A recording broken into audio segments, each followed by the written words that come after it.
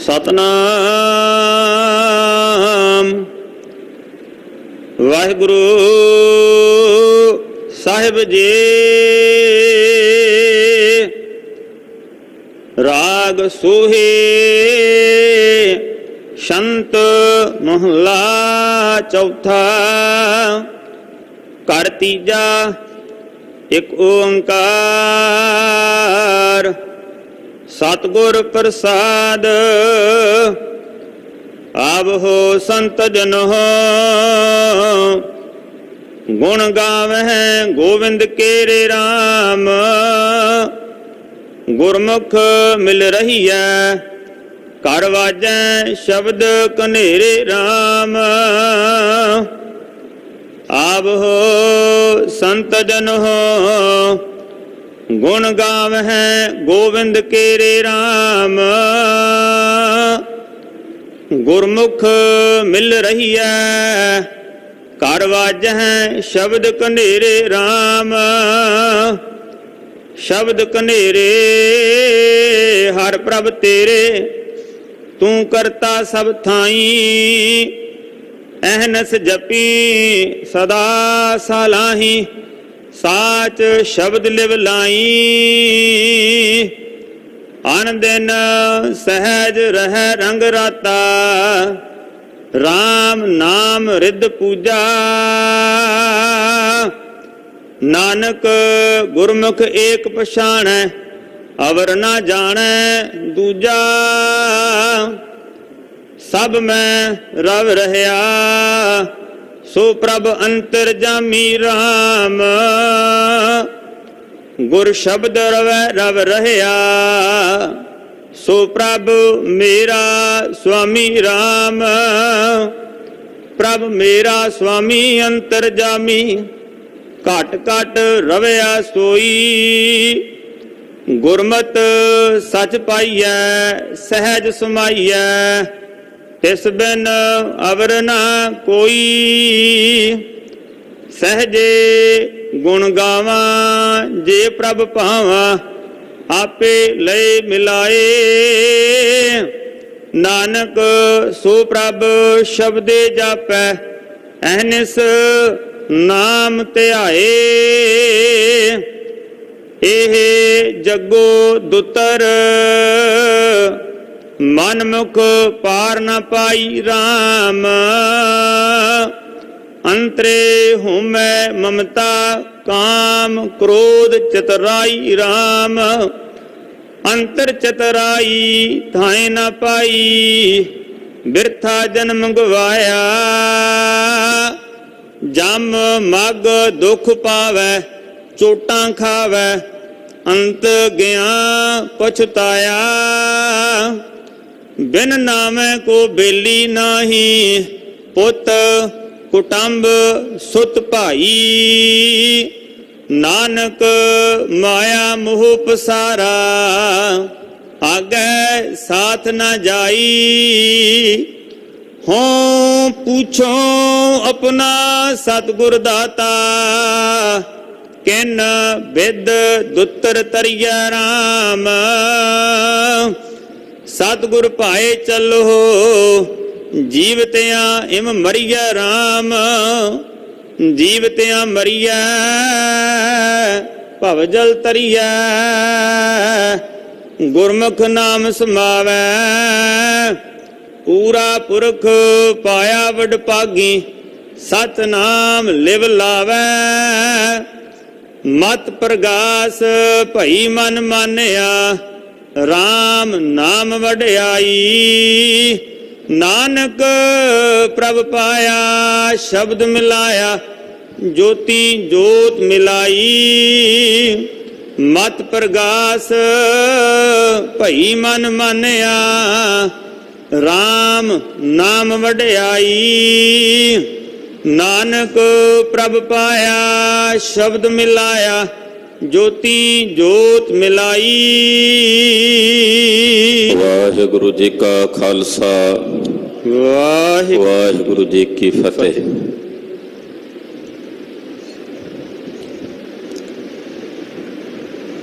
परम ਸਨਮਾਨਯੋਗ ਸਤਿਕਾਰਯੋਗ ਗੁਰੂ ਸਬਰੂਪ ਗੁਰੂ ਖਾਲਸਾ ਸਾਧ ਸੰਗਤ ਜੀਓ, ਅੰਮ੍ਰਿਤ ਵੇਲੇ ਤੋਂ ਧੰਨ ਗੁਰੂ ਗ੍ਰੰਥ ਸਾਹਿਬ ਜੀ ਮਹਾਰਾਜ ਜੀ ਦੀ ਪਵਿੱਤਰ ਹਜ਼ੂਰੀ 'ਚ ਹਾਜ਼ਰੀਆਂ ਭਰ ਕੇ ਸਤਿਗੁਰਾਂ ਦੇ ਦਰਸ਼ਨ ਪਰਸ ਰਹੇ ਹੋ। ਸਾਹਿਬ ਜੀ ਦੀ ਪਵਿੱਤਰ ਤੁਰਕੀ ਬਾਣੀ ਦੇ ਸ਼ਬਦ ਕੀਰਤਨ ਬਹੁਤ ਹੀ ਅਦਬ ਨਾਲ, ਸਤਿਕਾਰ ਨਾਲ ਔਰ ਸ਼ਰਧਾ ਨਾਲ ਆਪ ਜੀ ਨੇ ਸਰਵਣ ਕੀਤੇ ਹਨ। ਸਤਿਗੁਰਾਂ ਦੇ ਸ਼ਬਦ ਨੂੰ ਵਿਚਾਰਨ ਲਈ ਇਸ ਵਕਤ ਆਪਾਂ ਸਾਰੇ ਗੁਰੂ ਪਾਤਸ਼ਾਹ ਦੇ ਪਵਿੱਤਰ ਚਰਨਾਂ 'ਚ ਜੁੜ ਬੈਠੇ ਹਾਂ।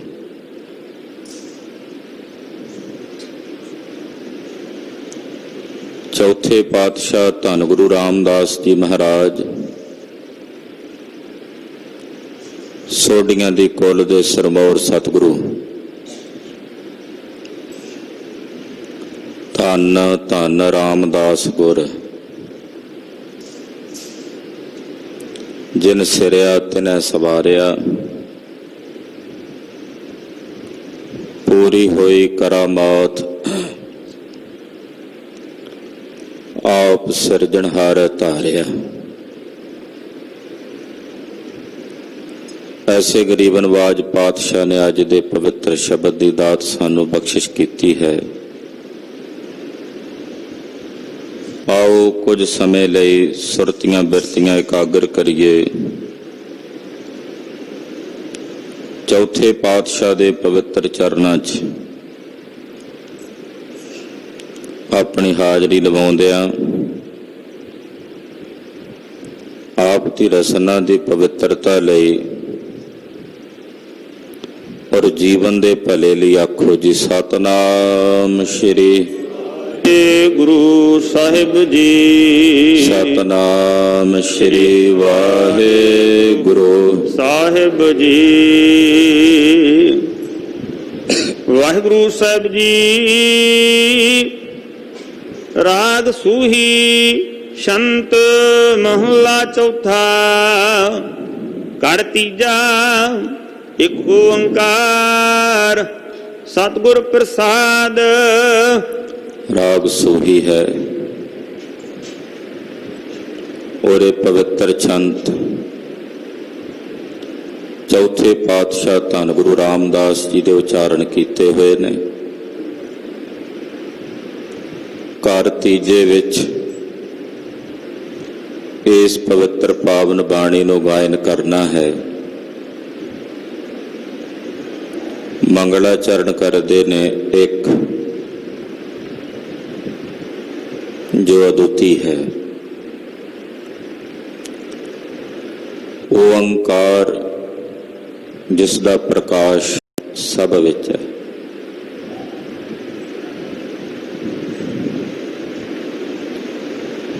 ਬਲਬ ਜਗ ਰਿਹਾ ਹੈ, ਇਸ ਵਿੱਚ ਰੋਸ਼ਨੀ ਹੈ।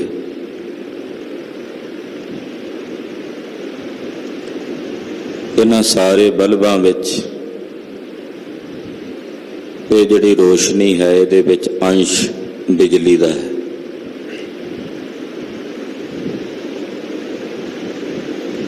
ਇਹ ਕੇਵਲ ਅੰਸ਼ ਮਾਤਰ ਹਨ। ਇਹਦੇ ਨਾਲੋਂ ਕਈ ਗੁਣਾ ਵੱਧ ਸ਼ਕਤੀ ਬਿਜਲੀ ਵਿੱਚ ਹੈ।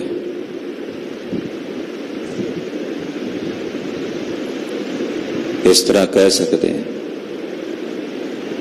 ਕਿਉਂਕਿ ਜਗਦਾ ਹੋਇਆ ਬਲਬ ਤਾਂ ਕੇਵਲ ਬਿਜਲੀ ਦਾ ਅੰਸ਼ ਹੈ। ਇਹਦੀ ਸ਼ਕਤੀ ਉਤਨੀ ਨਹੀਂ ਜਿਤਨੀ ਸ਼ਕਤੀ ਪਿੱਛੋਂ ਆ ਰਹੀ ਬਿਜਲੀ ਵਿੱਚ ਹੈ, ਜਿਸ ਦੀ ਅੰਸ਼ ਹੈ। ਇਸੇ ਕਰਕੇ ਪਰਮਾਤਮਾ ਨੂੰ ਕਰੋੜਾਂ ਸੂਰਜਾਂ ਦੇ ਪ੍ਰਕਾਸ਼ ਜੈਸਾ ਕਿਹਾ ਕਿ ਉਸ ਦੇ ਸਰੂਪ 'ਚ ਕਰੋੜਾਂ ਸੂਰਜਾਂ ਦਾ ਪ੍ਰਕਾਸ਼ ਹੈ। ਨਾਮ ਜਪਤ ਕੋਟ ਸੂਰ ਉਜਾਰਾ।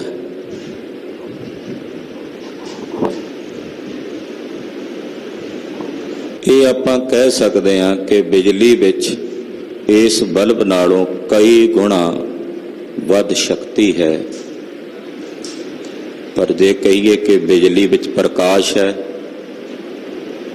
ਰੋਸ਼ਨੀ ਹੈ, ਕੀ ਇਹ ਸੰਭਵ ਹੈ? ਰੋਸ਼ਨੀ ਤਾਂ ਬਲਬ ਵਿੱਚ ਹੈ। ਇਹ ਕਿਹਾ ਜਾ ਸਕਦਾ ਹੈ ਕਿ ਬਿਜਲੀ ਦੇ ਵਿੱਚ ਸ਼ਕਤੀ ਹੈ ਇਸ ਨਾਲੋਂ ਬਹੁਤ ਗੁਣਾ ਵੱਧ, ਪਰ ਉਸ ਬਿਜਲੀ ਵਿੱਚ ਪ੍ਰਕਾਸ਼ ਨਹੀਂ ਹੈ। ਇੱਕ ਉਦਾਹਰਨ। ਦੂਸਰੀ ਉਦਾਹਰਨ, ਇੱਕ ਹੁੰਦੀ ਹੈ ਸਮਾਨ ਅਗਨੀ, ਇੱਕ ਹੁੰਦੀ ਹੈ ਵਿਸ਼ੇਸ਼ ਅਗਨੀ। ਸਮਾਨ ਰੂਪ ਦੇ ਵਿੱਚ ਜਿਹੜੀ ਅਗਨੀ ਹੈ, ਜਿੰਨੀ ਲੱਕੜੀ ਹੈ ਸਭ ਦੇ ਵਿੱਚ ਹੈ, ਪਰ ਕੀ ਉਹ ਲੱਕੜੀ ਨੂੰ ਜਿਹਦੇ ਵਿੱਚ ਉਹ ਸਮਾਨ ਅਗਨੀ ਹੈ, ਕਿ ਉਹ ਸਾਡੇ ਲਈ ਇੱਕ ਚਾਹ ਦਾ ਕੱਪ ਤਿਆਰ ਕਰ ਸਕਦੀ ਹੈ? ਨਹੀਂ।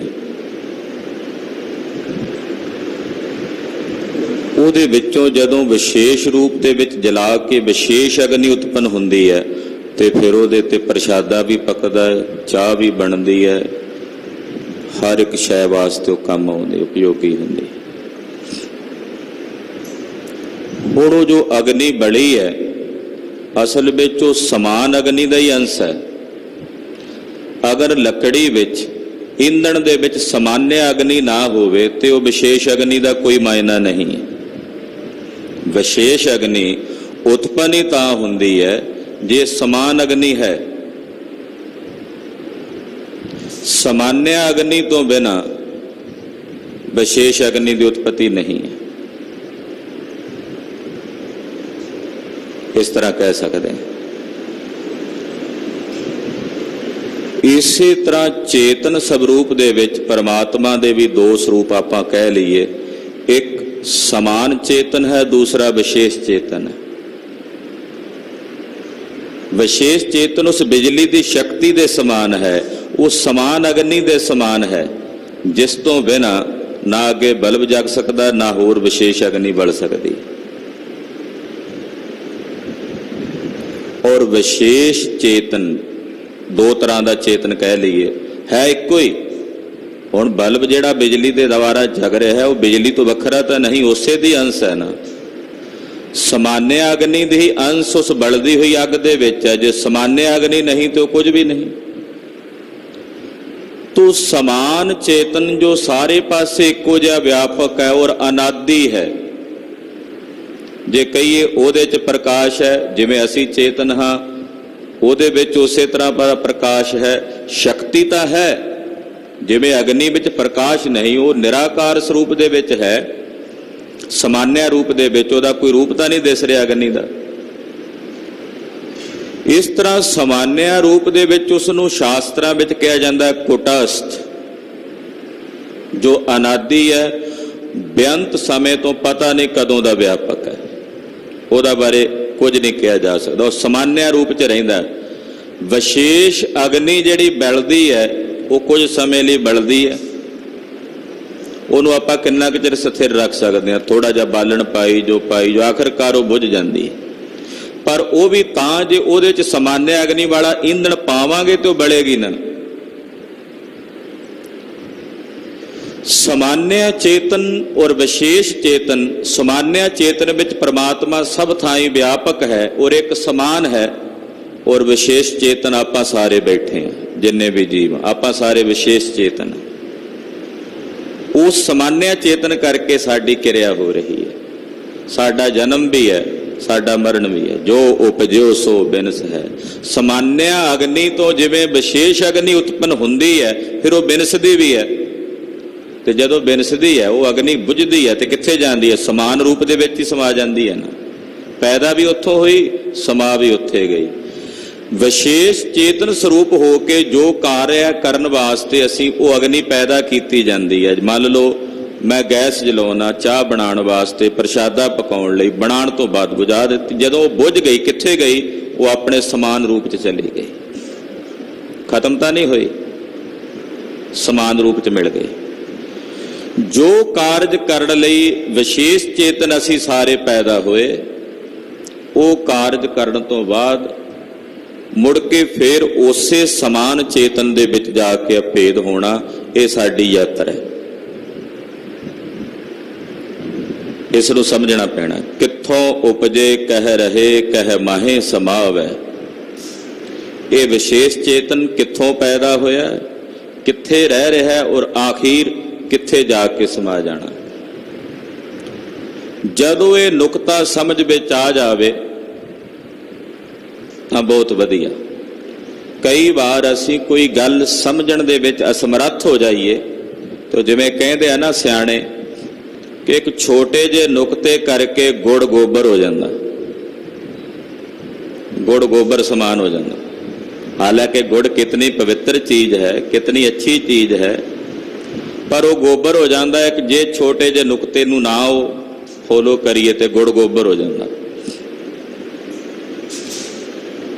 ਇਸੇ ਤਰ੍ਹਾਂ ਜਦੋਂ ਇਸ ਖੇਡ ਨੂੰ ਨਾ ਸਮਝਣ ਦੇ ਵਿੱਚ ਅਸੀਂ ਅਸਮਰੱਥ ਹੋ ਜਾਈਏ ਤਾਂ ਵਾਕਈ ਗੁੜ ਗੋਬਰ ਹੋ ਜਾਂਦਾ। ਯਾਨੀ ਕਿ ਫਿਰ ਕਈ ਤਰ੍ਹਾਂ ਦੇ ਸ਼ੰਕੇ ਪੈਦਾ ਹੋ ਜਾਂਦੇ ਨੇ, ਕਈ ਤਰ੍ਹਾਂ ਦੇ ਸੰਦੇਹ ਪੈਦਾ ਹੋ ਜਾਂਦੇ ਨੇ, ਕਈ ਤਰ੍ਹਾਂ ਦੇ ਸਵਾਲ ਪੈਦਾ।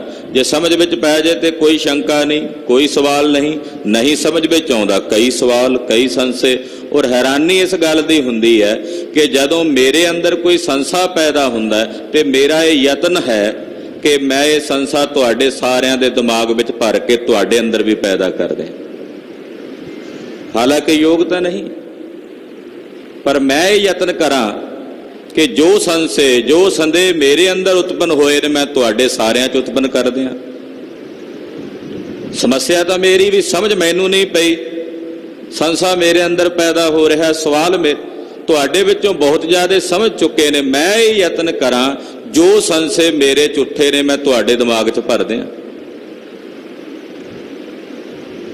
ਅੱਜ ਕੱਲ੍ਹ ਇਹ ਹੋ ਰਿਹਾ। ਜਦੋਂ ਸਾਡੇ ਖਾਨੇ ਵਿੱਚ ਕੋਈ ਗੱਲ ਨਹੀਂ ਪੈਂਦੀ, ਸਾਡੀ ਸਮਝ ਵਿੱਚ ਕੋਈ ਗੱਲ ਨਹੀਂ ਪੈਂਦੀ, ਸਾਡੀ ਪਕੜ ਵਿੱਚ ਕੋਈ ਗੱਲ ਨਹੀਂ ਆਉਂਦੀ ਤੇ ਸੰਦੇਹ ਪੈਦਾ ਹੁੰਦੇ ਨੇ, ਗੁੜ ਗੋਬਰ ਹੋ ਜਾਂਦਾ। ਤੇ ਫਿਰ ਉਹ ਗੋਬਰ ਅਸੀਂ ਸਾਰਿਆਂ ਦੇ ਦਿਮਾਗ 'ਚ ਭਰਨਾ ਚਾਹੁੰਦੇ ਹਾਂ। ਫਿਰ ਉਹ ਸੰਸ਼ੇ, ਉਹ ਸੰਦੇਹ, ਜੀ ਵੇਖੋ ਆਹ ਕੀ ਕਰ ਦਿੱਤਾ ਜੀ, ਵੇਖੋ ਆਹ ਕੀ ਲਿਖ ਦਿੱਤਾ ਜੀ, ਫਲਾਣੇ ਨੇ ਆਹ ਕੀ ਕਹਿ ਦਿੱਤਾ ਜੀ। ਸਮਝ ਮੇਰੀ ਵਿੱਚ ਨਾ ਆਵੇ, ਪਕੜ ਮੇਰੀ ਵਿੱਚ ਨਾ ਆਵੇ, ਸਮੱਸਿਆ ਮੇਰੀ ਹੈ, ਸੰਦੇਹ ਮੇਰੇ ਨੇ, ਮੈਂ ਸਾਰਿਆਂ ਤੇ ਥੋਪ ਕੇ ਸਾਰਿਆਂ ਦੇ ਦਿਮਾਗ 'ਚ ਭਰ ਦਿਆਂ। ਇਹ ਯੋਗ ਨਹੀਂ। ਸਮਾਨ ਚੇਤਨ ਇੱਕ ਹੈ ਔਰ ਉਸੇ ਨੇ ਵਿਸ਼ੇਸ਼ ਚੇਤਨ ਓਅੰਕਾਰ ਦੇ ਰੂਪ ਦੇ ਵਿੱਚ ਸਾਨੂੰ ਸਾਰਿਆਂ ਨੂੰ, ਸਾਰੀ ਪ੍ਰਕਿਰਤੀ ਨੂੰ, ਸਾਰੇ ਸੰਸਾਰ ਨੂੰ ਪੈਦਾ ਕਰ ਦਿੱਤਾ। ਔਰ ਸੰਸਾਰ ਦਾ ਕਾਰਜ ਜਦੋਂ ਪੂਰਾ ਹੋ ਜਾਏਗਾ ਉਹ ਸਾਰੇ ਸੰਸਾਰ ਨੂੰ, ਇਸ ਵਿਸ਼ੇਸ਼ ਚੇਤਨ ਨੂੰ ਮੁੜ ਕੇ ਫਿਰ ਆਪਣੇ ਸਮਾਨ ਚੇਤਨ ਵਿੱਚ ਲੀਨ ਕਰ ਲਏਗਾ। ਉਹਨੂੰ ਕਹਿੰਦੇ ਨੇ ਇੱਕ ਓਅੰਕਾਰ। ਇੱਕ ਨੇ ਹੀ ਸਾਰਿਆਂ ਵਿੱਚ ਆਪਣਾ ਪ੍ਰਕਾਸ਼ ਪੈਦਾ ਕੀਤਾ ਹੋਇਆ, ਸਭ ਵਿੱਚ। ਜਿਵੇਂ ਜਮਾਨ ਕੇ ਬਿਖੈ ਸਮਸਤ ਏਕ ਜੋਤ ਹੈ, ਨਾ ਘਾਟ ਹੈ ਨਾ ਬਾੜ ਹੈ, ਨਾ ਘਾਟ ਬਾੜ ਹੋਤ ਹੈ। ਸਮੁੰਦਰ ਦੀ ਪਾਣੀ ਦੀ ਇੱਕ ਬੂੰਦ ਲੈ ਲਓ, ਜੋ ਇੱਕ ਬੂੰਦ ਵਿੱਚ ਆ ਉਹ ਸਾਰੇ ਸਮੁੰਦਰ ਵਿੱਚ ਵੀ। ਸਾਇੰਟੀਫਿਕ ਤਰੀਕੇ ਦੇ ਨਾਲ ਕਹੀਏ ਕਿ ਸਮੁੰਦਰ ਦੀ ਪਾਣੀ ਦੀ ਇੱਕ ਬੂੰਦ ਵਿੱਚ ਵੀ ਓਨੀ ਆਕਸੀਜਨ ਹੈ ਜਿੰਨਾ ਦੂਸਰੇ। ਠੀਕ ਹੈ, ਉਹਦਾ ਮਿਕਦਾਰ ਘੱਟ ਹੋ ਸਕਦੀ ਹੈ, ਉਹਦੀ ਮਿਣਤੀ ਘੱਟ ਹੋ ਸਕਦੀ ਹੈ ਬੂੰਦ ਹੋਣ ਦੇ ਨਾਤੇ, ਪਰ ਉਹ ਸਮੁੰਦਰ ਦੀ ਅੰਸ਼ ਤਾਂ ਉਹਦੇ ਵਿੱਚ ਹੈ।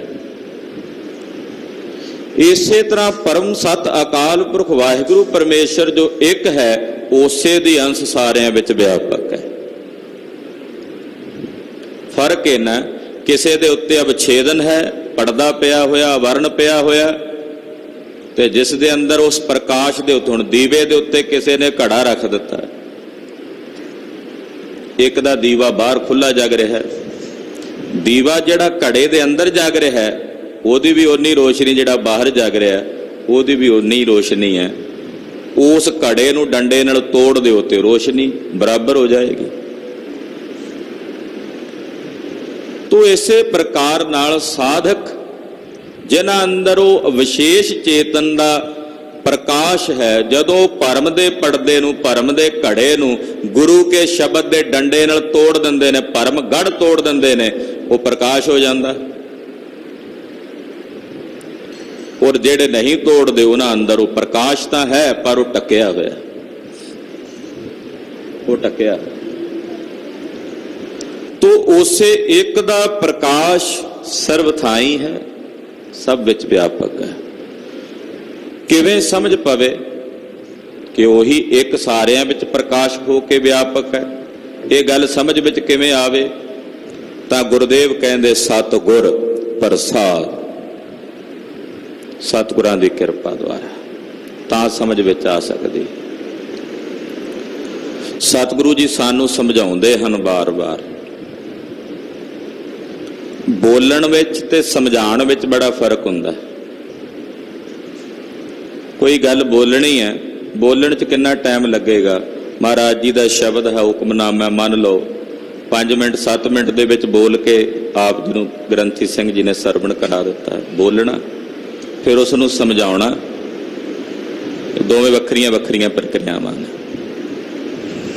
ਜਦੋਂ ਇੱਕ ਅਧਿਆਪਕ ਬੱਚੇ ਨੂੰ ਬੋਲ ਕੇ ਸੁਣਾਉਂਦਾ ਹੈ ਤੇ ਉਹਦਾ ਬੋਲਣ ਦੇ ਪਿੱਛੇ ਪਰਪਸ ਇਹ ਹੁੰਦਾ ਕਿ ਮੈਂ ਇਕੱਲਾ ਬੋਲਣਾ ਨਹੀਂ, ਜੋ ਮੈਂ ਬੋਲ ਰਿਹਾ ਇਸ ਬੱਚੇ ਨੂੰ ਸਮਝਾਉਣਾ ਵੀ ਹੈ।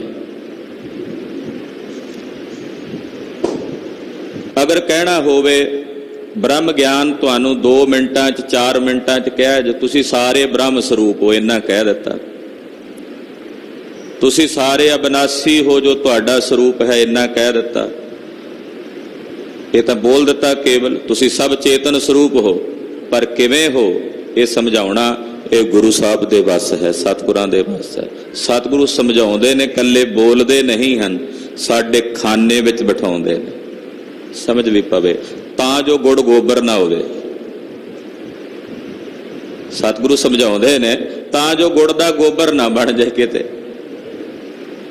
ਤੋ ਸਤਿਗੁਰਾਂ ਦੇ ਪ੍ਰਸਾਦ, ਸਤਿਗੁਰ ਪ੍ਰਸਾਦ, ਗੁਰੂ ਦੀ ਕਿਰਪਾ। ਗੁਰੂ ਕਿਰਪਾ ਕਿਵੇਂ ਕਰਦੇ ਨੇ?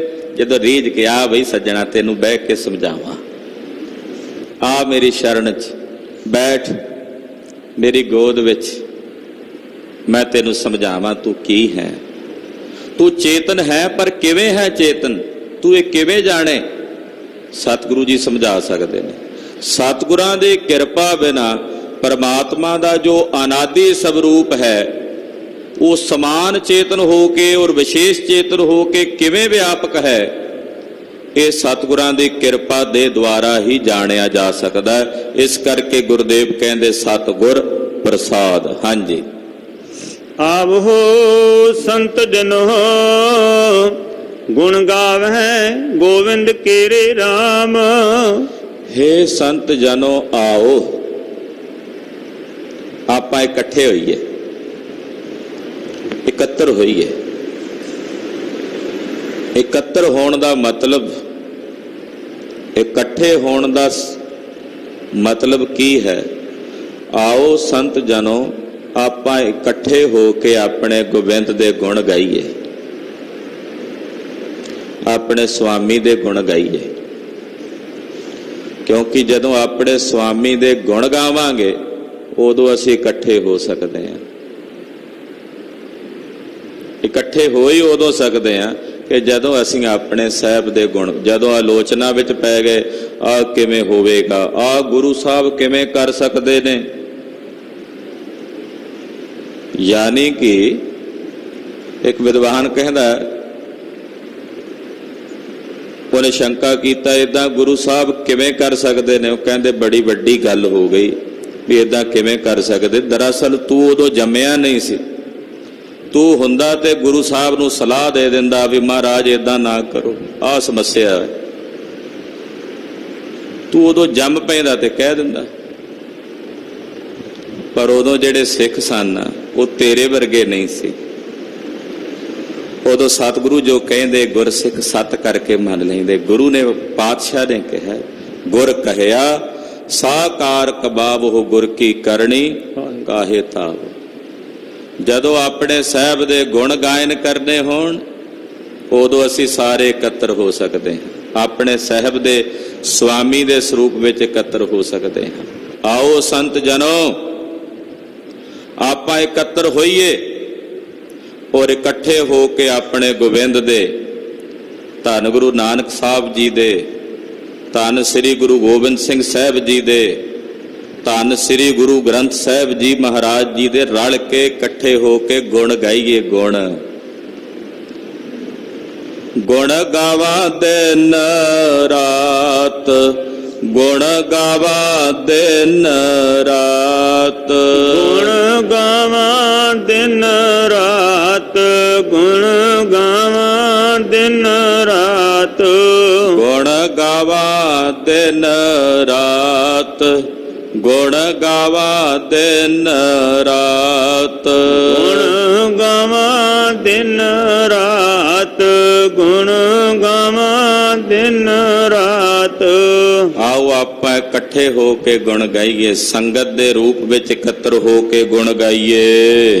ਗੁਰਮੁਖ ਮਿਲ ਰਹੀ ਹੈ ਘਰ ਵਾਜੈ ਸ਼ਬਦ ਕੰਢੇਰੇ RAM। ਗੁਰਮੁਖਾਂ ਨਾਲ ਮਿਲ ਕੇ ਰਹੀਏ, ਗੁਰਮੁਖਾਂ ਨਾਲ, ਜਿਹੜੇ ਗੁਰਮੁਖ ਨੇ ਉਹਨਾਂ ਨਾਲ ਮਿਲ ਕੇ ਰਹੀਏ। ਮਨਮੁਖਾਂ ਨਾਲ ਥੋੜੀ ਮਿਲਣਾ ਸਿੱਖ ਨੇ। ਸਿੱਖ ਤਾਂ ਕਹਿੰਦਾ ਮੈਂ ਤਾਂ ਮਨਮੁਖ ਦੀ ਮਕਾਣੇ ਨਾ ਜਾਵਾਂ, ਮਿਲਣਾ ਤਾਂ ਦੂਰ ਰਿਹਾ। ਮਨਮੁਖ ਦੀ ਮਕਾਣੇ ਵੀ ਨਾ ਜਾਈਏ ਅਸੀਂ ਤਾਂ, ਜਿਸ ਨਾਲ ਸਾਡੀ ਬਹੁਤ ਜ਼ਿਆਦਾ ਵਿਰੋਧਤਾ ਹੋਵੇ। ਕਹਿੰਦੇ ਫਲਾਣਾ ਬੰਦਾ, ਮੈਂ ਤਾਂ ਉਹਦੀ ਮਕਾਣੇ ਨਾ ਜਾਵਾਂ। ਸਾਡੀ ਕਹਾਵਤ ਹੈ ਪੰਜਾਬ ਦੀ। ਤੂੰ ਗੁਰਮੁਖਾਂ ਨਾਲ ਮਿਲ ਕੇ ਰਹੀਏ, ਗੁਰਮੁਖ ਮਿਲਣ ਉਹਨਾਂ ਨਾਲ ਬੈਠੀਏ, ਉਹਨਾਂ ਦੀ ਸੰਗਤ ਕਰੀਏ। ਕਿਉਂ? ਕਿਉਂਕਿ ਗੁਰਮੁਖਾਂ ਨਾਲ ਜਦੋਂ ਮਿਲਾਂਗੇ ਉਹਨਾਂ ਦੇ ਘਰ ਵਿੱਚ ਹਮੇਸ਼ਾ ਵਾਜਹ ਸ਼ਬਦ ਕਨੇਰੇ RAM, ਜਿਹੜੇ ਪਿਆਰੇ ਵਾਹਿਗੁਰੂ ਪਰਮੇਸ਼ਰ ਦੇ ਸ਼ਬਦ ਨੇ ਉਹ ਵੱਜਦੇ ਰਹਿੰਦੇ ਆ। ਕਨੇਰੇ ਬਹੁਤ, ਯਾਨੀ ਕਿ ਉਹਨਾਂ ਦੇ ਘਰ, ਉਹਨਾਂ ਦੀ ਸੰਗਤ ਵਿੱਚ ਹਮੇਸ਼ਾ ਗੁਰਬਾਣੀ ਦਾ ਜਾਪ ਹੁੰਦਾ ਹੈ, ਗੁਰ ਸ਼ਬਦਾਂ ਦਾ ਜਾਪ ਹੁੰਦਾ ਹੈ, ਗੁਰਬਾਣੀ ਦੀ ਵਿਚਾਰ ਹੁੰਦੀ ਹੈ। ਇਸ ਕਰਕੇ ਉਹਨਾਂ ਨਾਲ ਮਿਲ ਕੇ ਰਹੀਏ, ਕੁਝ ਮਿਲੇਗਾ। ਗੁਰਮੁਖਾਂ ਦੀ ਸੰਗਤ ਵਿੱਚੋਂ ਬਹੁਤ ਕੁਝ ਮਿਲਦਾ, ਬਹੁਤ ਕੁਝ ਪ੍ਰਾਪਤ ਹੁੰਦਾ। ਉੱਥੇ ਤਾਂ ਹਮੇਸ਼ਾ ਕਨੇਰੇ ਸ਼ਬਦ ਵੱਜਦੇ ਨੇ। ਇਸ ਕਰਕੇ ਗੁਰਮੁਖਾਂ ਨਾਲ ਮਿਲ ਕੇ ਰਹੀਏ, ਗੁਰਮੁਖਾਂ ਦੀ ਸੰਗਤ ਕਰੀਏ। ਪਛਾਣੀਏ ਕਿਵੇਂ ਗੁਰਮੁਖ ਨੇ? ਕੇਵਲ ਬਾਹਰੀ ਸਰੂਪ ਕਰਕੇ, ਬਾਹਰੀ ਉਹਦੀਆਂ ਗੱਲਾਂ ਬਾਤਾਂ ਕਰਕੇ ਤਾਂ ਨਹੀਂ ਪਛਾਣ ਹੋਣੀ। ਉਹ ਤਾਂ ਕੋਈ ਵੀ ਰੀਸ ਕਰ ਸਕਦਾ। ਪਹਿਚਾਣ ਕਿਵੇਂ ਹੋਵੇ ਗੁਰਮੁਖ ਹੈ? ਗੁਰਮੁਖ ਦੀ ਅਵਸਥਾ ਉਦੋਂ ਪਹਿਚਾਣ ਚਾਹੁੰਦੀ ਜਦੋਂ ਉਹਦੀ ਸੰਗਤ ਵਿੱਚ ਕੁਝ ਸਮਾਂ ਬੈਠਣਾ ਸ਼ੁਰੂ ਕਰੀਏ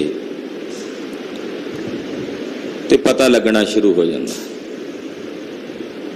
ਗੁਰਮੁਖਾਂ ਦੀ ਸੰਗਤ ਕਿ ਗੁਰਮੁਖ ਕਿਹੋ ਜਿਹੇ ਹੁੰਦੇ, ਗੁਰਮੁਖਾਂ ਦਾ ਸੁਭਾਅ ਕਿਹੋ ਜਿਹਾ ਹੁੰਦਾ। ਫਿਰ ਪਹਿਚਾਣ ਜਦੋਂ ਸੰਗਤ ਕਰੋਗੇ ਨਾ ਤੇ ਪਤਾ ਕਿਵੇਂ ਲੱਗੇਗਾ? ਸੰਗਤ ਕਰਕੇ ਉਹਨਾਂ ਦੀ ਸੰਗਤ ਤੋਂ ਹੀ ਪਤਾ ਲੱਗਣਾ ਵੀ ਗੁਰਮੁਖ ਨੇ। ਨਹੀਂ ਤਾਂ ਬਗਲਿਆਂ ਨੂੰ ਜਦੋਂ ਬੈਠੋਗੇ, ਬਗਲਿਆਂ ਨੂੰ ਹੰਸ ਸਮਝ ਕੇ ਬੈਠੋਗੇ, ਪਤਾ ਤਾਂ ਲੱਗ ਹੀ ਜਾਏਗਾ ਨਾ ਵੀ ਬਗਲੇ ਦੀ ਨਿਗਾਹ ਕਿੱਥੇ ਹੈ, ਬਗਲੇ ਦੀ ਕਰਤੂਤ ਕੀ ਹੈ। ਵੀ ਇਹ ਹੰਸ ਨਹੀਂ ਹੈ ਤਾਂ ਡੱਡੀਆਂ ਮੱਛੀਆਂ ਖਾਣ ਵਾਲਾ ਬਗਲਾ ਹੈ। ਅੰਨੇ ਭਗਤ ਥੋੜੀ ਬਣਨਾ ਵੀ ਬਗਲਾ ਜੋ ਕਹਿ ਰਿਹਾ ਬਸ ਇਹੀ ਸਹੀ ਹੈ। ਪਰਮੇਸ਼ਰ ਨੇ ਸਾਨੂੰ ਬੁੱਧੀ ਦੇ ਨੇਤਰ ਪ੍ਰਦਾਨ ਕੀਤੇ। ਉਸ ਬੁੱਧੀ ਦੇ ਨੇਤਰਾਂ ਵਿੱਚ ਗੁਰੂ ਦੇ ਗਿਆਨ ਦਾ ਜਦੋਂ ਸੁਰਮਾ ਪੈ ਜਾਂਦਾ ਤੇ ਉਹ ਨੇਤਰਾਂ ਦਾ ਪ੍ਰਕਾਸ਼ ਹੁੰਦਾ, ਫਿਰ ਗੁਰਮੁਖਾਂ ਦੇ ਦਰਸ਼ਨ ਹੋਣੇ ਸ਼ੁਰੂ ਹੋ ਜਾਂਦੇ। ਪਤਾ ਲੱਗ ਜਾਂਦਾ ਵੀ ਇਹ ਗੁਰਮੁਖ ਹੈ। ਉਹਨਾਂ ਨਾਲ ਮਿਲ ਕੇ ਰਹੀਏ। ਉੱਥੇ ਹਮੇਸ਼ਾ ਮਹਾਰਾਜ ਜੀ ਕਹਿੰਦੇ ਸਤਿਗੁਰਾਂ ਦੀ ਬਾਣੀ ਦੇ ਸ਼ਬਦਾਂ ਦਾ ਘਨੇਰਾ ਜਾਪ ਹੁੰਦਾ ਹੈ। ਹਾਂਜੀ, ਸ਼ਬਦ ਕਨੇਰੇ ਹਰ ਪ੍ਰਭ ਤੇਰੇ, ਤੂੰ ਕਰਤਾ ਸਭ ਥਾਈ। ਇਹ ਕਰਤਾ ਪੁਰਖ ਜੀ, ਤੁਹਾਡੇ ਜਦੋਂ ਘਨੇਰੇ ਸ਼ਬਦਾਂ ਦਾ ਜਾਪ ਹੁੰਦਾ ਹੈ ਕਿ ਤੂੰ ਸਾਰੇ ਜਗਤ ਦਾ ਕਰਤਾ ਹੈ, ਇਹ ਸਮਝ ਪੈਂਦੀ ਹੈ ਗੁਰਮੁਖਾਂ ਦੀ ਸੰਗਤ ਕਰਕੇ ਕਿ ਪਰਮੇਸ਼ਰ ਸਾਰੇ ਜਗਤ ਦਾ ਕਰਤਾ ਹੈ ਔਰ ਸਾਰੀਆਂ ਥਾਵਾਂ ਵਿੱਚ ਵਿਆਪਕ ਹੈ। ਅਹਨਿਸ ਜਪੀ ਸਦਾ ਸਾਲਾਹੀ, ਸਾਚ ਸ਼ਬਦ ਲਿਵ ਲਾਈ। ਅਹਨਿਸ ਰਾਤ ਦਿਨ ਤੈਨੂੰ ਜਪਦੇ ਨੇ ਗੁਰਮੁਖ, ਸਦਾ ਤੁਹਾਨੂੰ ਸਲਾਉਂਦੇ ਨੇ ਔਰ ਸੱਚੇ ਸ਼ਬਦ ਦੇ ਨਾਲ ਗੁਰਮੁਖ ਆਪਣੀ ਲਿਵ ਲਾ ਕੇ ਰੱਖਦੇ ਹਨ। ਅਨ ਦਿਨ ਸਹਿਜ ਰਹਿ ਰੰਗ ਰਾਤਾ, ਰਾਮ ਨਾਮ ਰਿੱਧ ਪੂਜਾ।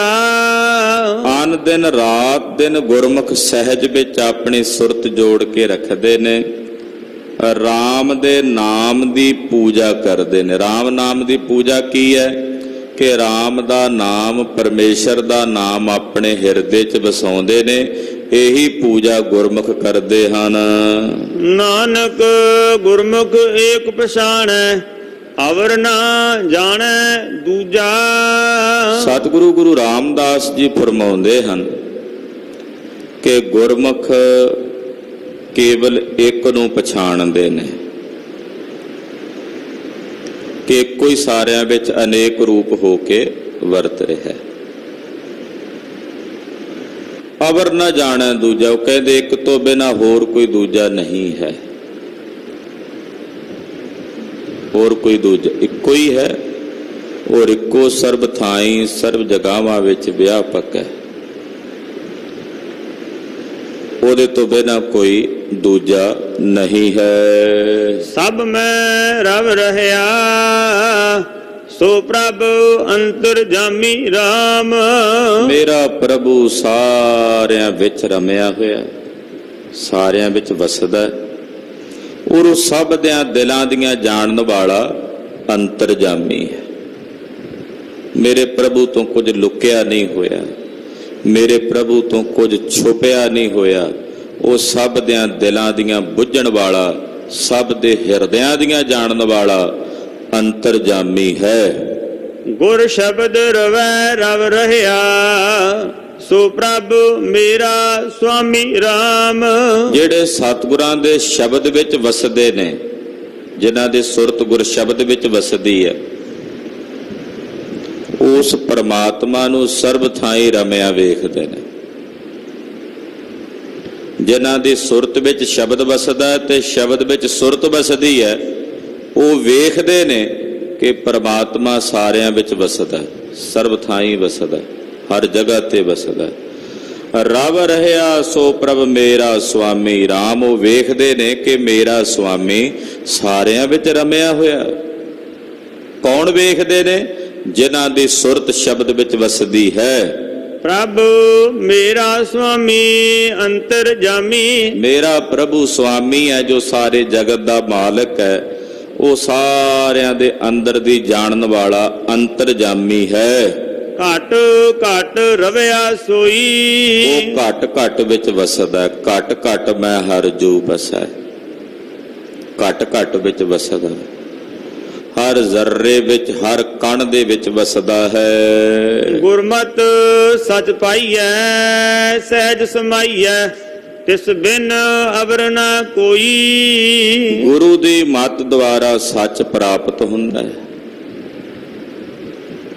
ਔਰ ਜਦੋਂ ਗੁਰੂ ਕੀ ਮੱਤ ਮਿਲਦੀ ਹੈ ਫਿਰ ਸਹਿਜ ਵਿੱਚ ਸਮਾਈ ਹੁੰਦੀ ਹੈ।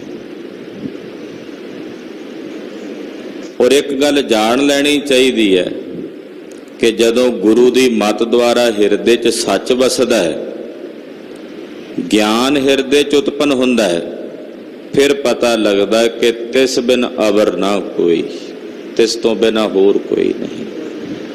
ਬਲਦੀ ਹੋਈ ਅੱਗ ਦੇ ਵਿੱਚ ਸਮਾਨ ਅਗਨੀ ਹੀ ਸਾਰਿਆਂ ਵਿੱਚ ਦਿਸਦੀ ਹੈ ਕਿ ਉਸੇ ਦੀ ਸੱਤਾ ਹੈ। ਪ੍ਰਾਰੰਭ 'ਚ ਮੈਂ ਬੇਨਤੀ ਕੀਤੀ ਕਿ ਸਮਾਨ ਅਗਨੀ ਕਰਕੇ ਹੀ ਵਿਸ਼ੇਸ਼ ਅਗਨੀ ਹੈ। ਜੇ ਸਮਾਨ ਅਗਨੀ ਨਹੀਂ ਤੇ ਵਿਸ਼ੇਸ਼ ਅਗਨੀ ਨਹੀਂ ਹੋ ਸਕਦੀ।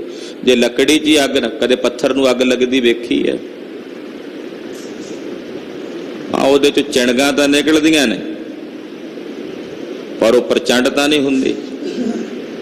ਹਾਲਾਂਕਿ ਪੱਥਰ ਵਿੱਚ ਵੀ ਸਮਾਨ ਅਗਨੀ ਹੈ, ਉਹਦੇ ਵਿੱਚ ਵੀ ਵਸ ਰਹੀ ਹੈ। ਅਗਨੀ ਸਾਰੇ ਪਾਸੇ ਆ, ਹਰ ਜਗ੍ਹਾ ਵਿੱਚ ਹੈ, ਔਰ ਉਸੇ ਕਰਕੇ ਵਿਸ਼ੇਸ਼ ਅਗਨੀ ਹੈ। ਤੋ ਸਮਾਨ ਚੇਤਨ ਕਰਕੇ ਹੀ ਸਾਰੇ ਵਿਸ਼ੇਸ਼ ਚੇਤਨ ਜੀਵ ਜੰਤੂ ਹਨ। ਤੇ ਗੁਰਮੁਖ ਜਦੋਂ ਇਸ ਗਿਆਨ ਨੂੰ ਹਾਸਲ ਕਰਦੇ ਨੇ, ਉਹ ਵੇਖਦੇ ਨੇ ਕਿ ਤਿਸ ਤੋਂ ਬਿਨਾਂ ਹੋਰ ਕੋਈ ਨਹੀਂ। ਉਹ ਕਹਿੰਦੇ ਸਾਰਿਆਂ ਵਿੱਚ ਉਹੀ ਹੈ। ਸਭ ਗੋਬਿੰਦ ਹੈ, ਸਭ ਗੋਬਿੰਦ ਹੈ, ਸਭ ਗੋਬਿੰਦ ਹੈ, ਸਭ ਗੋਬਿੰਦ ਹੈ। ਸਭ ਗੋਬਿੰਦ ਹੈ, ਸਭ ਗੋਬਿੰਦ ਹੈ, ਸਭ ਗੋਬਿੰਦ ਹੈ, ਸਭ ਗੋਬਿੰਦ ਹੈ।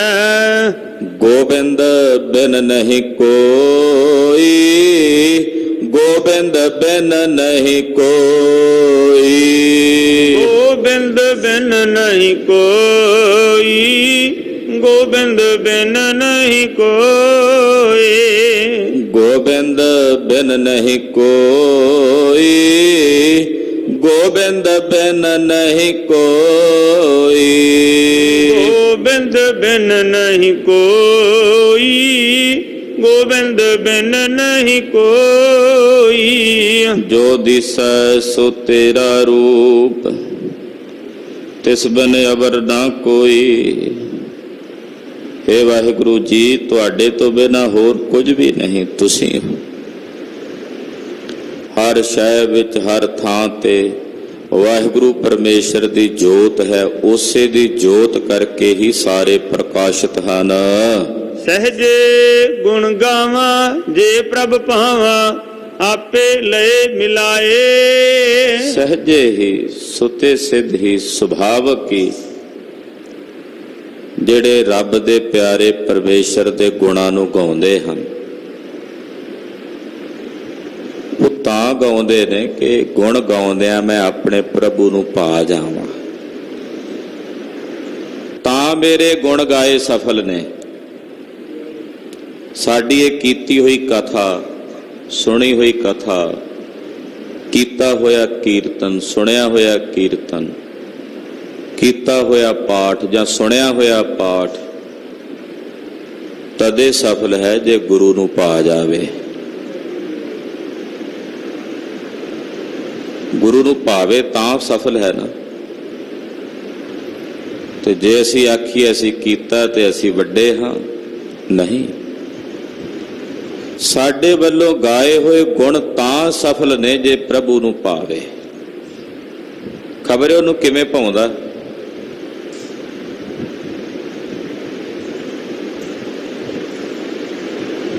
ਇੱਕ ਤਪਸਵੀ ਤਪ ਕਰ ਰਿਹਾ, ਖੂਹ ਵਿੱਚ ਲਟਕਿਆ ਹੋਇਆ, ਪੈਰ ਨਾਲ ਸੰਗਲ ਪਾ ਕੇ ਚੰਗੀ ਤਰ੍ਹਾਂ ਕੱਸ ਕੇ ਬੰਨਿਆ ਹੋਇਆ ਵੀ ਕਿਤੇ ਖੂਹ 'ਚ ਡਿੱਗ ਨਾ ਪਵਾਂ, ਤੇ ਜਪ ਰਿਹਾ। ਇੱਕ ਭੋਲਾ ਜਿਹਾ ਕੋਈ ਵਿਅਕਤੀ ਕੋਲ ਆਇਆ। ਕੀ ਕਰਦਾ? ਕਹਿੰਦਾ ਰੱਬ ਦਾ ਨਾਂ ਲੈਣਾ। ਏਦਾਂ ਕਿਦਾਂ? ਏਦਾਂ ਕੀਤਿਆਂ ਮਿਲਦਾ ਰੱਬ? ਕਹਿੰਦਾ ਹਾਂ। ਕਹਿੰਦਾ 7 ਬਚਨ। ਕੱਚੀ ਜੀ ਰੱਸੀ ਪਈ ਸੀ, ਉਹੀ ਪੈਰ ਨੂੰ ਬੰਨੀ, ਖੂਹ ਦੇ ਵਿੱਚ ਉਹ ਵੀ ਲਟਕ ਗਿਆ।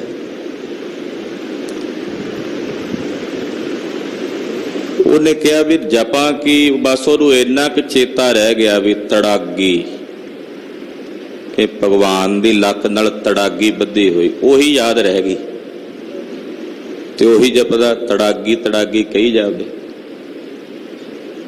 ਤੇ ਭਗਵਾਨ ਪ੍ਰਗਟ ਹੋ ਕੇ ਉਹ ਦਰਸ਼ਨ ਦੇ ਰਹੇ ਨੇ। ਉਹ ਕਹਿਣ ਲੱਗਾ ਮਹਾਰਾਜ ਵੀ ਉਹਨੂੰ ਦੇ ਆਵੇ ਜਿਹੜਾ ਉਹ ਦੂਜੇ ਪਾਸੇ ਖੂਹ 'ਚ ਲਟਕਿਆ। ਕਹਿੰਦੇ ਨਹੀਂ। ਕਹਿੰਦਾ ਉਹਦੇ ਕਰਕੇ ਤਾਂ ਮੈਨੂੰ ਤੁਸੀਂ ਦਰਸ਼ਨ ਦੇ ਰਹੇ ਹੋ, ਪਹਿਲਾਂ ਉਹਨੂੰ ਵੀ ਚੱਲ ਕੇ ਦਰਸ਼ਨ ਦਿਓ। ਉਹ ਵਿਚਾਰਾ ਲਟਕਿਆ ਕਿੰਨੇ ਚਿਰ ਦਾ, ਵੀ ਮੈਂ ਅੱਜ ਲਟਕਿਆ ਤੁਸੀਂ ਅੱਜ ਹੀ ਆ ਗਏ। ਉਹਨੂੰ ਪਤਾ ਨਹੀਂ ਕਿੰਨਾ ਸਮਾਂ ਹੋ ਗਿਆ ਹੋਣਾ। ਕਹਿੰਦਾ ਚੱਲ ਤੂੰ ਵੀ ਚੱਲ। ਉਹਨੂੰ ਜਦੋਂ ਬਾਹਰ ਕੱਢਿਆ, ਉਹਨੇ ਆਪਣਾ ਸੰਦੇਹ ਪ੍ਰਗਟ ਕੀਤਾ। ਕਹਿੰਦਾ ਰੱਬ ਜੀ, ਇਹ ਤਾਂ ਤੁਹਾਡੀ ਬੜੀ ਬੇਇਨਸਾਫੀ, ਉਹ ਅੱਜ ਹੀ ਲੱਗਾ, ਅੱਜ ਹੀ ਮਿਲ ਗਏ, ਮੈਂ ਇੰਨਿਆਂ ਸਾਲਾਂ ਦਾ ਸੀ। ਉਹ ਕਹਿੰਦੇ ਵੀ ਉਹਨੂੰ ਨਾ ਤਾਂ ਰੱਸੀ ਤੇ ਭਰੋਸਾ ਸੀ, ਉਹਨੂੰ ਮੇਰੇ ਤੇ ਭਰੋਸਾ ਸੀ ਵੀ ਆਵੇਗਾ, ਤੇ ਇਹਨੂੰ ਆਪਣੇ ਪੈਰਾਂ ਤੇ ਬੱਧੇ ਸੰਗਲ ਤੇ ਭਰੋਸਾ ਵੀ ਕਿਤੇ ਡਿੱਗ ਨਾ ਪਵਾਂ, ਤੇ ਉਹ ਸੰਗਲ ਤੇ ਭਰੋਸਾ ਰੱਖੀ ਬੈਠਾ ਤੇ ਮੈਂ ਤੇਰੇ ਕੋਲ ਕਿਵੇਂ ਆਉਂਦਾ। ਹੁਣ ਇਹ ਨਹੀਂ ਪਤਾ ਕਿ ਪਰਮੇਸ਼ਰ ਨੂੰ ਕਿਸ ਅਵਸਥਾ ਵਿੱਚ ਕਿਸ ਦੀ ਘਾਲੀ ਹੋਈ ਘਾਲਣਾ ਕਿਵੇਂ ਭਾ ਜਾਂਦੀ ਹੈ, ਇਹ ਪਰਮੇਸ਼ਰ ਨੂੰ ਪਤਾ, ਇਹ ਅਕਾਲ ਪੁਰਖ ਨੂੰ ਪਤਾ। ਕਈ ਵਾਰ ਤੋਤਲੀ ਜ਼ੁਬਾਨ ਵਿੱਚ ਬੋਲਣ ਵਾਲਾ ਬੱਚਾ, ਜਿਹਦੇ ਕੋਲ ਸ਼ੁੱਧ ਨਾ ਵੀ ਬੋਲਿਆ ਜਾਵੇ, ਉਹ ਵੀ ਪਰਮੇਸ਼ਰ ਨੂੰ ਪਿਆਰਾ ਲੱਗਦਾ ਹੈ। ਤੇ ਕਈ ਵਾਰ ਮੇਰੇ ਵਰਗੇ ਗਿਆਨ ਦੀਆਂ ਗੱਲਾਂ ਕਰੋੜਨ ਵਾਲੇ ਵੇ, ਜਿਹੜੀਆਂ ਭਾਵੇਂ ਗਿਆਨ ਦੀਆਂ ਬਾਤਾਂ ਕਰ ਲੈਣ, ਉਹ ਨਹੀਂ ਵੀ ਚੰਗੇ ਲੱਗਦੇ। ਇਹ ਤਾਂ ਨਿਰੰਕਾਰ ਦੇ ਵੱਸ ਹੈ ਕਿ ਉਹਨੂੰ ਕੀ ਪਾਉਂਦਾ। ਲੱਗੇ ਰਹੀਏ ਸਾਧੂ ਬਣ ਕੇ, ਸਾਧੂ ਦਾ ਮਤਲਬ ਭੋਲੇ ਭਾਈ ਬਿਰਤੀ ਰੱਖ ਕੇ, ਤੇ ਇੱਕ ਦਿਨ ਆਵੇਗਾ ਜਿਸ ਦਿਨ ਪਾ ਜਾਵਾਂਗੇ। ਜਿਸ ਦਿਨ ਪਾ ਗਏ ਉਸੇ ਦਿਨ ਗੱਲ ਬਣ ਜਾਣੀ। ਤੋ ਜੇ ਮੇਰੇ ਪ੍ਰਭੂ ਨੂੰ ਭਾਵੇ ਤੇ ਮੈਂ ਉਹਦੇ ਗੁਣ ਗਾਵਾਂ, ਜਾਂ ਇਸ ਤਰ੍ਹਾਂ ਵੀ ਅਰਥ ਕਰਦੇ ਆ, ਉਹਨੂੰ ਪਾਉਂਦਾ ਹੈ ਤਾਂ ਮੈਂ ਗੁਣ ਗਾਉਂਦਾ ਹਾਂ। ਜੇ ਉਹਨੂੰ ਪਾਵੇ ਹੀ ਨਾ ਤੇ ਮੇਰੀ ਕੀ ਮਜਾਲ ਮੈਂ ਇੱਕ ਵੀ ਸ਼ਬਦ ਉਹਦੀ ਸਿਫਤ ਦਾ ਬੋਲ ਸਕਾਂ। ਉਹਨੂੰ ਪਾਇਆ ਤਾਂ ਬੋਲਿਆ, ਉਹਨੂੰ ਪਾਇਆ ਤਾਂ ਪਾਠ ਹੋ ਗਿਆ ਜਪਜੀ ਸਾਹਿਬ ਦਾ। ਜੇ ਨਾ ਪਾਉਂਦਾ ਤੇ ਸਾਡਾ ਕੀ ਜ਼ੋਰ ਸੀ ਬਈ। ਉਹਨੂੰ ਪਾਇਆ ਤੇ ਆ ਗਿਆ ਗੁਰੂ ਘਰ, ਨਹੀਂ ਤਾਂ ਸਾਡਾ ਕੋਈ ਜ਼ੋਰ ਸੀ, ਸਾਡਾ ਕੀ ਤਾਣ ਸੀ। ਇਸ ਕਰਕੇ ਸਭ ਕੁਝ ਪ੍ਰਭੂ ਨੂੰ ਭਾਣ ਕਰਕੇ ਹੀ ਹੁੰਦਾ। ਆਪੇ ਲਏ ਮਿਲਾਏ, ਜਦੋਂ ਭਾ ਜਾਂਦਾ ਉਹਨੂੰ, ਫਿਰ ਜਿਹੜਾ ਉਹਨੂੰ ਪਾ ਗਿਆ ਉਹਨੂੰ ਆਪਣੇ ਨਾਲ ਮਿਲਾ ਲੈਂਦਾ ਹੈ। ਨਾਨਕ ਸੋ ਪ੍ਰਭ ਸ਼ਬਦੇ ਜਾਪੈ, ਅਹਨਿਸ ਨਾਮ ਧਿਆਏ। ਸਤਿਗੁਰੂ ਗੁਰੂ ਰਾਮਦਾਸ ਸਾਹਿਬ ਜੀ ਕਹਿੰਦੇ ਹਨ, ਜਿਹੜੇ ਗੁਰਮੁਖ ਨੇ ਉਸ ਪ੍ਰਭੂ ਨੂੰ ਸਤਿਗੁਰਾਂ ਦੇ ਸ਼ਬਦ ਦੁਆਰਾ ਜਪਦੇ ਨੇ, ਰਾਤ ਦਿਨ ਵਾਹਿਗੁਰੂ ਦੇ ਨਾਮ ਨੂੰ ਧਿਆਉਂਦੇ ਹਨ। ਇਹ ਜਗੋ ਦੁੱਤਰ ਮਨਮੁਖ ਪਾਰ ਨ ਪਾਈ ਰਾਮ। ਆ ਜਗ ਦੁਸ਼ਤਰ ਹੈ, ਇਹਨੂੰ ਤਰਨਾ ਔਖਾ ਹੈ। ਮਨਮੁਖ ਬੰਦੇ ਇਸ ਜਗ ਨੂੰ ਪਾਰ ਨਹੀਂ ਉਤਰ ਸਕਦੇ। ਮਨਮੁਖਾਂ ਦਾ ਉਤਾਰਾ ਨਹੀਂ ਹੋ ਸਕਦਾ। ਅੰਤਰੇ ਹਉਮੈ ਮਮਤਾ ਕਾਮ ਕ੍ਰੋਧ ਚਤੁਰਾਈ ਰਾਮ। ਮਨਮੁਖ ਕਿਉਂ ਨਹੀਂ ਪਾਰ ਉਤਰ ਸਕਦਾ? ਕਿਉਂਕਿ ਉਹਦੇ ਅੰਦਰ ਹਉਮੈ ਹੈ, ਮਮਤਾ ਦੀ ਬਿਰਤੀ ਹੈ, ਉਹਦੇ ਅੰਦਰ ਕਾਮ ਹੈ, ਕ੍ਰੋਧ ਹੈ, ਚਤੁਰਾਈਆਂ ਨੇ। ਤੇ ਇਹੋ ਜਿਹਾ ਬੰਦਾ ਕਿਵੇਂ ਪਾਰ ਉਤਰੇਗਾ? ਜਿਹਨੇ ਲੋਹੇ ਦੀਆਂ ਬੇੜੀਆਂ ਦੇ ਉੱਤੇ ਸਵਾਰ ਹੋਣਾ ਹੈ, ਤੇ ਲੋਹੇ ਦੀ ਬੇੜੀ ਤੇ ਸਵਾਰ ਹੋਣ ਵਾਲਾ ਕਿਵੇਂ ਪਾਰ ਉਤਰੇ? ਤੋ ਪੱਥਰ ਦੀ ਬੇੜੀ ਕਿਵੇਂ ਪਾਰ ਉਤਰੇ? ਇਸ ਕਰਕੇ ਮਨਮੁਖ ਦਾ ਕਦੇ ਵੀ ਪਾਰ ਉਤਾਰਾ ਨਹੀਂ ਹੋ ਸਕਦਾ। ਅੰਤਰ ਚਤੁਰਾਈ ਥਾਏ ਨ ਪਾਈ, ਬਿਰਥਾ ਜਨਮ ਗਵਾਇਆ। ਜਿਨ੍ਹਾਂ ਦੇ ਅੰਦਰ ਚਤੁਰਾਈਆਂ ਚਲਾਕੀਆਂ ਹੁੰਦੀਆਂ ਨੇ ਨਾ, ਯਾਦ ਰੱਖਿਓ, ਸਤਿਗੁਰਾਂ ਅੱਗੇ ਚਤੁਰਾਈਆਂ ਚਲਾਕੀਆਂ ਨਹੀਂ ਚੱਲਦੀਆਂ। ਇੱਥੇ ਤਾਂ ਬਾਹਰ ਹੀ ਛੱਡ ਕੇ ਆਉਣੀਆਂ ਪੈਂਦੀਆਂ ਚਲਾਕੀਆਂ ਚਤੁਰਾਈਆਂ। ਤੁਸੀਂ ਆਪਣੇ ਛੋਟੇ ਜਿਹੇ ਦਿਮਾਗ ਨਾਲ ਕਿੰਨੀ ਕੁ ਚਤੁਰਾਈ ਕਰ ਸਕਦੇ ਹੋ, ਜਿਹੜਾ ਇਹੋ ਜਿਹੇ ਅਰਬਾਂ ਖਰਬਾਂ ਨੀਲ ਪਦਮ ਦਿਮਾਗ ਪੈਦਾ ਕਰਨ ਵਾਲਾ ਹੈ। ਉਹਨੂੰ ਤੁਸੀਂ ਚਤੁਰਾਈ ਨਾਲ ਕਿਵੇਂ ਜਾਣ ਸਕਦੇ ਹੋ? ਇਹ ਮਨ ਚੰਚਲਾ ਚਤੁਰਾਈ ਕਿਨੈ ਨਾ ਪਾਇਆ। ਮੂਲ ਪਾਠ ਵਿੱਚ ਪ੍ਰਾਰੰਭ 'ਚ ਹੀ ਜਪਜੀ 'ਚ ਸਤਿਗੁਰੂ ਕਹਿੰਦੇ ਸਹਿਸ ਸਿਆਣਪਾ ਲੱਖ ਹੋਏ ਤਾਂ ਇੱਕ ਨਾ ਚੱਲੈ ਨਾਲ। ਉੱਥੇ ਨਹੀਂ ਸਿਆਣਪਾਂ ਚਤਰਾਈਆਂ ਚੱਲਦੀਆਂ। ਕਿੱਡਾ ਕਿ ਵੀ ਚਤਰ ਚਲਾਕ ਬੰਦਾ ਹੋਵੇ, ਇੱਕ ਛੋਟਾ ਜਿਹਾ ਬਣਾਇਆ ਪ੍ਰਮਾਤਮਾ ਦਾ ਕੋਈ ਜੀਵ ਜੇ ਉਹਨੂੰ ਵੀ ਜਾਣਨਾ ਚਾਹੇ ਨਹੀਂ ਜਾਣ ਸਕਦਾ। ਉਸ ਬਾਰੇ ਵੀ ਪੂਰਨ ਤੌਰ ਤੇ ਨਹੀਂ ਜਾਣ ਸਕਦਾ। ਹਾਂ, ਜਿਸ ਨੂੰ ਆਪ ਜਣਾ ਦੇਗਾ ਉਹ ਜਾਣ ਲਏਗਾ, ਨਹੀਂ ਤਾਂ ਜਾਣਨ ਵਾਸਤੇ ਤਾਂ ਬੜੇ ਲੱਗੇ ਹੋਏ ਨੇ। ਤੋ ਏਡਾ ਵੱਡਾ ਸਮਰੱਥ ਬਲੀ ਪਰਮੇਸ਼ਰ ਕਿੰਨਾ ਡੂੰਘਾ ਹੈ, ਉਸ ਦਾ ਰਹੱਸ ਕਿਤਨਾ ਡੂੰਘਾ ਹੈ। ਇਸ ਕਰਕੇ ਚਤਰਾਈਆਂ ਨਹੀਂ, ਚਲਾਕੀਆਂ ਨਹੀਂ। ਜਿਹੜੀਆਂ ਚਲਾਕੀਆਂ ਚਤਰਾਈਆਂ ਹੁੰਦੀਆਂ ਨਾ, ਹੰਕਾਰ ਚ ਪੈਦਾ ਹੁੰਦੀਆਂ। ਵੇਖਿਆ ਮੈਂ ਕਿੰਨਾ ਚਲਾਕ ਹਾਂ, ਕਿੰਨੀ ਚਲਾਕੀ ਦੇ ਨਾਲ ਮੈਂ ਉਹਨੂੰ ਆਪਣੀ ਗੱਲ ਮਨਾ ਲਈ। ਤੂੰ ਬੰਦਿਆਂ ਨਾਲ ਕਰ ਸਕਦਾ ਹੋਣਾ ਚਲਾਕੀਆਂ, ਤੇਰੇ ਬਰਾਬਰ ਦੇ ਨੇ।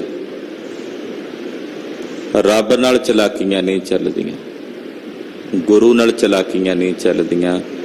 ਉਹਦੇ ਅੱਗੇ ਚਲਾਕੀਆਂ ਦਾ ਜ਼ੋਰ ਨਹੀਂ ਚੱਲਦਾ, ਉਹਦੇ ਅੱਗੇ ਤਾਂ ਹੱਥ ਜੋੜ ਕੇ ਅਰਦਾਸ ਕੀਤੀ ਬਣਦੀ ਹੈ।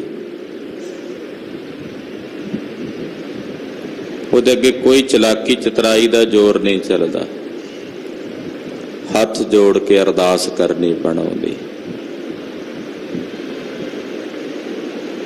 ਪਾਤਸ਼ਾਹ ਕਹਿੰਦੇ ਮਨਮੁਖ ਦੇ ਅੰਦਰ ਚਤਰਾਈ ਹੈ, ਥਾਏ ਨਾ ਪਾਈ, ਉਹਨੂੰ ਥਾਂ ਨਹੀਂ ਮਿਲਦੀ ਕਿਤੇ। ਬਿਰਥਾ ਜਨਮ ਗਵਾਇਆ, ਉਹ ਚਤਰਾਈਆਂ ਚਲਾਕੀਆਂ ਕਰਕੇ ਹੀ ਆਪਣਾ ਜਨਮ ਵਿਅਰਥ ਗਵਾ ਲੈਂਦਾ ਹੈ। ਅੰਤਰ ਚਤਰਾਈ ਥਾਏ ਨਾ ਪਾਈ, ਬਿਰਥਾ ਜਨਮ ਗਵਾਇਆ। ਜਮ ਮਗ ਦੁਖ ਪਾਵੈ, ਚੋਟਾਂ ਖਾਵੈ, ਅੰਤ ਗਿਆ ਪਛਤਾਇਆ। ਜਮ ਦੇ ਰਾਹ ਜਾਣਾ ਪੈਂਦਾ ਉਹਨਾਂ ਮਨਮੁਖਾਂ ਨੂੰ। ਦੁੱਖ ਪਾਉਂਦੇ ਨੇ, ਚੋਟਾਂ ਖਾਂਦੇ ਨੇ ਜਮਾਂ ਦੀਆਂ, ਔਰ ਅੰਤ ਨੂੰ ਉਹਨਾਂ ਦੇ ਪੱਲੇ ਕੇਵਲ ਪਛਤਾਵਾ ਹੀ ਰਹਿ ਜਾਂਦਾ ਹੈ। ਬਿਨ ਨਾਮੈ ਕੋ ਬੇਲੀ ਨਾਹੀ, ਪੁੱਤ ਕੁਟੰਬ ਸੁਤ ਭਾਈ। ਪਰਮੇਸ਼ਰ ਦੇ ਨਾਮ ਤੋਂ ਬਿਨਾਂ ਕੋਈ ਬੇਲੀ ਨਹੀਂ ਹੈ। ਪੁੱਤਰ, ਸੰਬੰਧੀ, ਰਿਸ਼ਤੇਦਾਰ, ਕੁਟੰਬ, ਟੱਬਰ, ਪਰਿਵਾਰ, ਇਹਨਾਂ ਚੋਂ ਕੋਈ ਵੀ ਬੇਲੀ ਨਹੀਂ ਪਰਮੇਸ਼ਰ ਦੇ ਨਾਮ ਤੋਂ ਬਿਨਾਂ। ਨਾਨਕ ਮਾਇਆ ਮੋਹ ਪਸਾਰਾ, ਆਗੇ ਸਾਥ ਨਾ ਜਾਈ। ਇਹ ਜਿਹੜਾ ਮਾਇਆ ਦੇ ਮੋਹ ਦਾ ਪਸਾਰਾ ਹੈ, ਪਾਤਸ਼ਾਹ ਕਹਿੰਦੇ ਇਹਨਾਂ ਵਿੱਚੋਂ ਕੁਝ ਵੀ ਨਾਲ ਨਹੀਂ ਜਾਣਾ। ਹਾਂ ਪੁੱਛੋ ਆਪਣਾ ਸਤਿਗੁਰ ਦਾਤਾ, ਕਿਨ ਬਿਦ ਦੁੱਤਰ ਕਰੀਏ ਰਾਮ। ਮੈਂ ਆਪਣੇ ਸਤਿਗੁਰੂ ਦਾਤੇ ਅੱਗੇ ਹੱਥ ਜੋੜ ਕੇ ਪੁੱਛਦਾ ਹਾਂ, ਹੇ ਪ੍ਰਭੂ, ਇਹ ਸੰਸਾਰ ਤੋਂ ਕਿਵੇਂ ਤਰਿਆ ਜਾਵੇ। ਕਿਨ ਬਿਦ ਦਾ ਮਤਲਬ ਹੁੰਦਾ ਵੀ ਕਿਸ ਪ੍ਰਕਾਰ ਨਾਲ ਇਹ ਜਿਹੜਾ ਸੰਸਾਰ ਤਰਨਾ ਬਹੁਤ ਹੀ ਔਖਾ, ਕਿਵੇਂ ਤਰੀਏ। ਮੈਂ ਆਪਣੇ ਸਤਿਗੁਰੂ ਦਾਤੇ ਨੂੰ ਹੱਥ ਜੋੜ ਕੇ ਪੁੱਛਦਾ ਹਾਂ। ਸਤਿਗੁਰ ਭਾਏ ਚਲੋ, ਜੀਵਤਿਆਂ ਇਮ ਮਰੀਏ ਰਾਮ। ਜਦੋਂ ਸਤਿਗੁਰਾਂ ਨੂੰ ਪੁੱਛਿਆ, ਫਿਰ ਸਤਿਗੁਰੂ ਜੀ ਨੇ ਦੱਸਿਆ ਕਿ ਭਾਈ, ਜਿਵੇਂ ਸਤਿਗੁਰਾਂ ਨੂੰ ਭਾਉਂਦਾ ਤਿਵੇਂ ਚੱਲੋ, ਔਰ ਜਿਉਂਦਿਆਂ ਜੀ ਮਰ ਕੇ ਰਹੋ। ਗੁਰੂ ਅੱਗੇ ਨਹੀਂ ਆਪਣਾ ਆਪ ਜਣਾਉਣਾ। ਗੁਰੂ ਅੱਗੇ ਤਾਂ ਜਿਵੇਂ ਕੋਈ ਮੁਰਦਾ ਹੁੰਦਾ ਨਾ, ਏਦਾਂ ਜੀਵਤ ਭਾਵ ਕਰਕੇ ਮਰ ਕੇ ਮੁਰਦੇ ਮਨਿੰਦਾਉਣਾ ਹੈ ਤੇ ਗੁਰੂ ਦੇ ਭਾਣੇ 'ਚ ਚੱਲਣਾ। ਜੇ ਏਦਾਂ ਕਰੋਗੇ ਤੇ ਤਰ ਜਾਓਗੇ। ਜੀਵਤਿਆਂ ਮਰੀਏ ਭਵਜਲ ਤਰੀਏ, ਗੁਰਮੁਖ ਨਾਮ ਸਮਾਵੈ। ਜਦੋਂ ਜੀਵਤ ਭਾਵ ਕਰਕੇ ਮਰ ਜਾਓਗੇ, ਫਿਰ ਇਸ ਭਵਜਲ ਤੋਂ ਤਰੋਗੇ, ਔਰ ਗੁਰੂ ਦੇ ਮੁਖ ਦੁਆਰਾ ਪ੍ਰਾਪਤ ਕੀਤੇ ਹੋਏ ਨਾਮ ਦੁਆਰਾ ਉਸ ਨਾਮੀ 'ਚ ਸਮਾ ਜਾਓਗੇ, ਅਭੇਦ ਹੋ ਜਾਓਗੇ। ਪੂਰਾ ਪੁਰਖ ਪਾਇਆ ਵਡ ਭਾਗੀ, ਸਤਨਾਮ ਲਿਵ ਲਾਵੈ।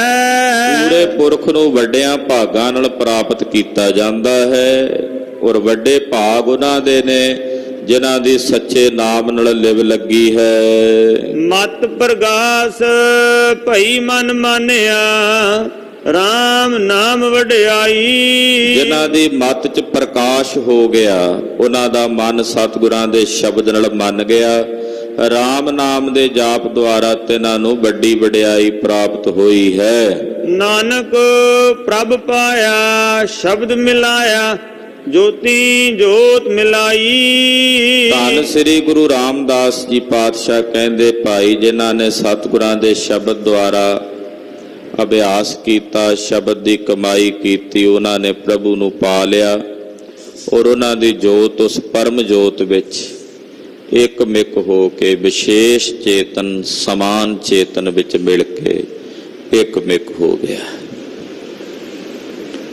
ਵਿਸ਼ੇਸ਼ ਚੇਤਨ ਸਮਾਨ ਚੇਤਨ ਵਿੱਚ ਅਗਨੀ ਬਲੀ ਸੀ, ਉਹਨੇ ਆਪਣਾ ਕਾਰਜ ਕੀਤਾ, ਕਰਨ ਤੋਂ ਬਾਅਦ ਮੁੜ ਕੇ ਫਿਰ ਜਿੱਥੋਂ ਆਈ ਸੀ ਉਸੇ ਸਮਾਨ ਅਗਨੀ ਵਿੱਚ ਜਾ ਕੇ ਇੱਕ ਮਿਕ ਹੋ ਗਈ। ਗੁਰੂ ਪਾਤਸ਼ਾਹ ਕਿਰਪਾ ਕਰਨ, ਸਾਡਾ ਗਾਵਿਆ ਸੁਣਿਆ ਥਾਏ ਪਵੇ। ਗੁਰੂ ਪਾਤਸ਼ਾਹ ਜੀ ਦੀ ਪਵਿੱਤਰ ਗੁਰਬਾਣੀ ਅਗਾਧ ਬੋਧ ਹੈ। ਵਿਚਾਰਾਂ ਕਰਦਿਆਂ ਹੋਈਆਂ ਭੁੱਲਾਂ ਚੁੱਕਾਂ ਦੀ ਖਿਮਾ। ਵਾਹਿਗੁਰੂ ਵਾਹਿਗੁਰੂ ਵਾਹਿਗੁਰੂ ਵਾਹਿਗੁਰੂ।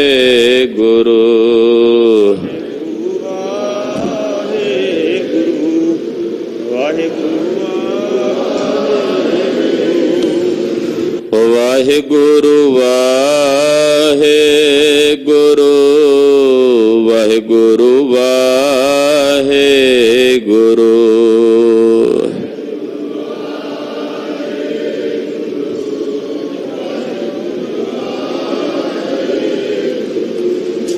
ਵਾਹਿਗੁਰੂ ਵਾਹਿਗੁਰੂ ਵਾਹਿਗੁਰੂ ਵਾਹਿਗੁਰੂ।